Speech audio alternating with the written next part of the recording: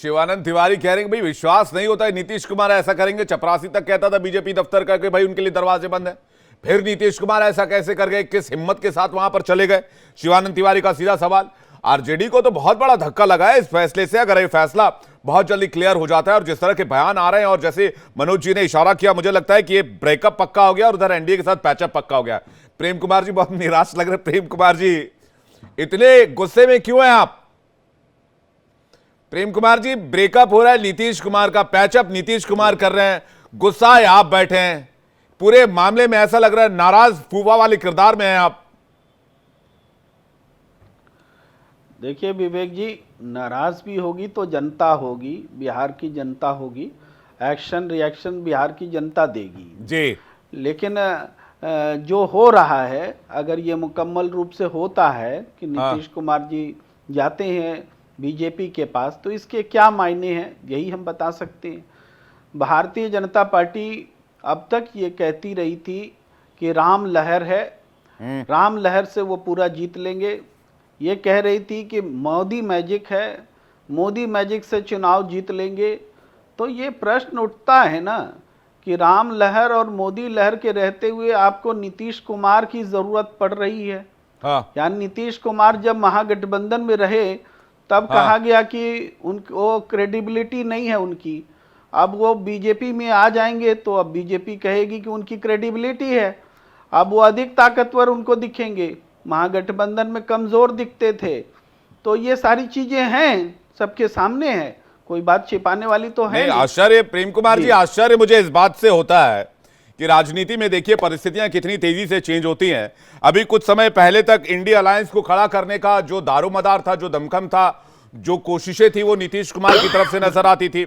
ओडिशा जाना हो, दिल्ली जाना हो, अलग अलग पार्टी के नेताओं से मुलाकात करनी हो, कोलकाता जाना हो, पश्चिम बंगाल का दौरा करना हो, अलग अलग नेताओं को जोड़ना हो, मतलब वो इंडिया अलायंस के अगुआ थे। अब बीजेपी ने अगुवा ही ले लिया आपसे, मतलब इंडिया अलायंस से। तो अब इस अलायंस का जब अगुवा ही नहीं रहेगा तो फिर अलायंस का फ्यूचर क्या हुआ? आलोक वत्स जी का जवाब लेना चाहेंगे। उसके बाद अभिषेक यादव आरजेडी से हमारे साथ जुड़ गए। अभिषेक जी, आपका बहुत बहुत स्वागत है इंडिया डेली लाइव पर। मैं आपसे सवाल लूं लेकिन पहले आलोक जी का रिएक्शन मैं इस पर चाहूंगा। आलोक जी, अगुवा ही बीजेपी निकाल ले गई। देखिए ये कलयुग है, घोर कलयुग है।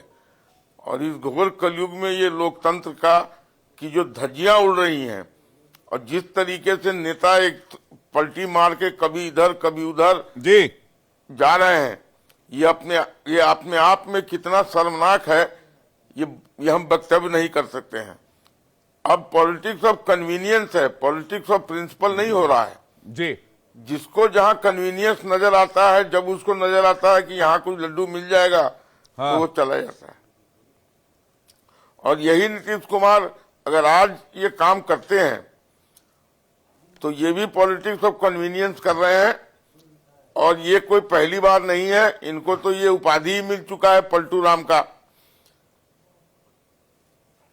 ये निश्चित है कि अगर बीजेपी जी को लड़ना पड़ता नीतीश लालू कॉम्बिनेशन से तो उनके लिए बिहार में मामला बहुत टफ होता। अच्छा। लेकिन अब इनके साथ आ जाने से जी मामला कुछ इनके फेवर में आएगा, इसमें कोई शक नहीं है। लेकिन जो हो रहा है वो लोकतंत्र की धज्जियां उड़ रही हैं, प्रिंसिपल का कोई मतलब नहीं रह गया। किसी भी तरीके का कोई आदमी के साथ किस आधार पर जी राजनीति हो रही है, इसका कुछ धुरी नहीं रह गया है।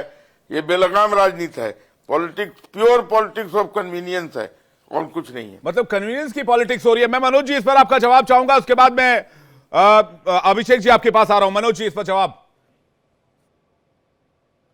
देखिए, राजनीति में सब अपने अपने हिसाब से हर पार्टियां राजनीति करती है जी। कोई अगर पलटता है तो दूसरा उसको लेता है तब न पलटता है विवेक जी। अगर नहीं को उसको लेंगे तो फिर पलटना शब्द कहां से आता है? भाजपा को भी नीतीश कुमार की जरूरत होगी। अगर इस तरह की बातचीत सामने आ रही है, उनको लग रहा होगा, प्रेम कुमार जी के बातों का मैं कोई काट नहीं रहा हूं, लेकिन राजनीति में हर कोई, चाहे हम हो या कोई दल हो, सभी दल अपने अपने हिसाब से राजनीति करती है। कोई परिवारवाद की राजनीति करती है, कोई समाजवाद की राजनीति करती है, कोई सत्ता की राजनीति करती है। लेकिन जो भी राजनीति हो रही है, चाहे मंदिर के नाम पर राजनीति हो, कि परिवार के नाम पर राजनीति हो, कि समाजवाद के नाम पर राजनीति हो, मैं बेबाकी के साथ कहूंगा कि सारी राजनीति सत्ता के नाम पर हो रही है। दूसरे किसी के नाम पर कोई राजनीति नहीं हो रही है। इसीलिए राजनीति में न कोई पलटता है और न कोई पलटाता है। खुद दोनों की जब तक मिश्रण नहीं होती है तब तक कोई किधर भी नहीं जाता। अभिषेक जी, कुछ तो मजबूरियां रही होंगी, यूं ही कोई बेवफा नहीं होता। एक शायरी की बहुत मशहूर लाइनें हैं, ये जो पंक्तियां मैंने अभी आपको सुनाई। अब क्या मजबूरी थी?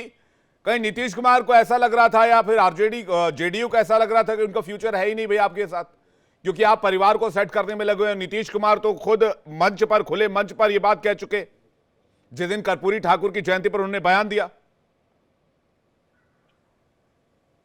देखिए विवेक जी, बहुत बहुत धन्यवाद। आज गणतंत्र दिवस की आप सबको बधाई। जी, आपको भी शुभकामनाएं सर, बताइए। जो बातें आदरणीय नीतीश जी ने कही, हो सकता है वो अमित शाह के लड़के के लिए भी। अमित शाह जी के लड़के कोई क्रिकेटर बचपन से क्रिकेटर नहीं, वो बीसीसीआई के सचिव की हैसियत से बने हैं। और रहा परिवारवाद की बात है, परिवारवाद की बात बताइए ना कि वसुंधरा राजे सिंधिया से लेकर के आदरणीय राजनाथ सिंह जी के लड़के से लेकर के उधर अनुराग ठाकुर जी के पिताजी से लेकर के सब, अनुराग ठाकुर जी स्वयं जो है उनके पिताजी सीएम है। तो भाजपा भी कोई अछूती नहीं है। कौन सा दल किसी परिवारवाद नहीं है भाजपा के साथ। नीतीश जी कह रहे थे कि मैं नीतीश जी कह रहे थे कि मैं कर्पूरी जी के पद चिन्हों पर चलाऊं, मैंने कभी परिवारवाद को बढ़ावा नहीं दिया। लेकिन आज लोग करते हैं, आज लोग देते हैं। आज अपने बेटे को कोई सेट करने में लगा है, कोई परिवार को सेट करने में लगा है। ये तो भैया नीतीश जी के बयान है ना, आपकी सरकार है उनके साथ, मैं तो कुछ कह ही नहीं रहा। जी सांडिल जी, जी सांडिल स्वाभाविक है। जो आदरणीय कर्पूरी ठाकुर जी की बात चल रही थी, दूसरे से वो समाज के लिए एक बहुत बड़ा आइकॉन थे।